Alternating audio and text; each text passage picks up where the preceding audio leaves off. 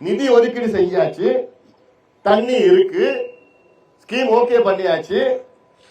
இது 4 வருஷமா என்னத்தையா நீங்க பண்ணிட்டு இருக்கிறீங்க? அதிகாரிகள் என்னத்தையா நீங்க செய்யறீங்க? யார் இது செய்யலையோ அந்த அதிகாரியை சஸ்பெண்ட் பண்ணணும். இது கேட்கறதுல கேட்க வைக்கணும். யாரு கேட்க மாட்டேன், நீங்க போங்க, நான் வரேன், ஒரு தேதி குறிப்பிடுங்க, நான் வரேன், கலெக்டர் போறோம், நீங்க வாங்க, எல்லாம் அந்த ஊர் விவசாயி எல்லாம் வாங்க. அது நான் கேட்க மாட்டாங்கன்னா யார் இவங்க? உங்ககிட்ட சம்பளம் வாங்குற அதிகாரிகள் இவங்க. மக்களுடைய வரி பணம், இவ்வளவு நிதி இருக்குது, எல்லா ஆதாரம் இருக்கு, தண்ணியும் வருது. தண்ணி இல்லைன்னா கூட பரவாயில்ல, தண்ணி கடல்ல போகுது. இந்த திட்டத்தை நிறைவேற்ற முடியலன்னா நீங்க எதுக்கு ஆட்சி பண்றீங்க? எதுக்கு நீங்க கலெக்டரா இருக்கிறீங்க? எதுக்கு நீங்க அமைச்சரா இருக்கிறீங்க? எதுக்கு நீங்க முதலமைச்சரா இருக்கிறீங்க? எதுக்கு நீர்வள துறைன்னு ஒண்ணு இருக்கு?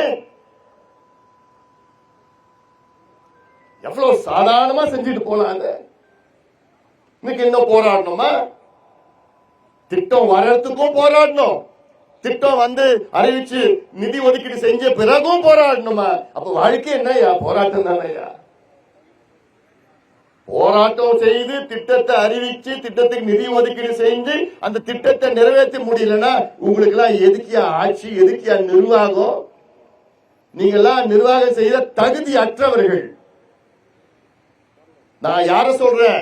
இந்த திமுக ஆட்சி முதலமைச்சர் சொல்றேன், நீர்வளத்துறை சார்ந்த இங்க அவங்களும் சொல்லிட்டு இருக்கிற அதிகாரி சொல்லிட்டு இருக்க, இங்க இருக்கிற கலெக்டரும் சொல்லிட்டு இருக்கிறேன், பிடபிள்யூ நான் சொல்லிட்டு இருக்கிறேன்.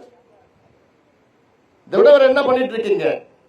ஒழுங்கா இந்த திட்டத்தை நாளையிலிருந்து, ஏன் இன்னிலிருந்து ஆரம்பிங்க.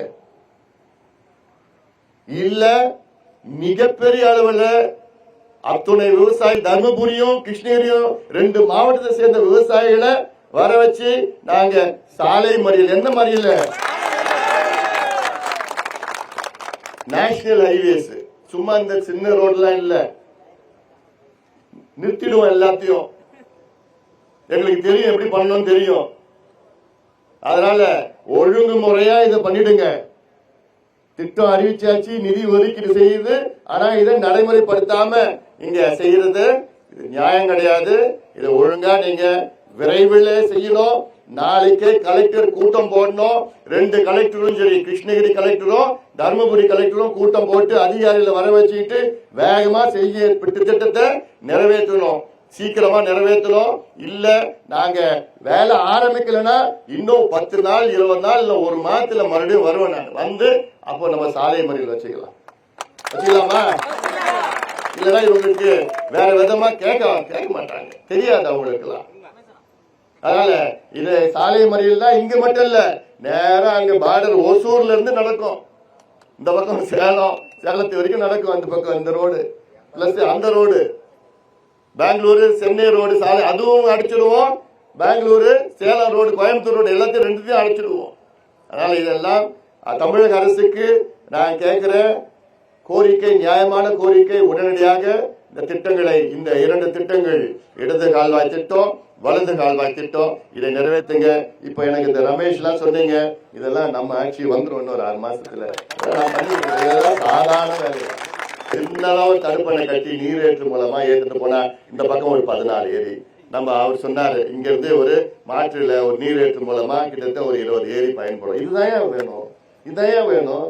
நீ கொடுக்குற மகளிர் உதவி தொகை 1000 ரூபாய், அதெல்லாம் யாரும் கேட்கலையா? அந்த பணத்தை இதுல போடுங்கய்யா.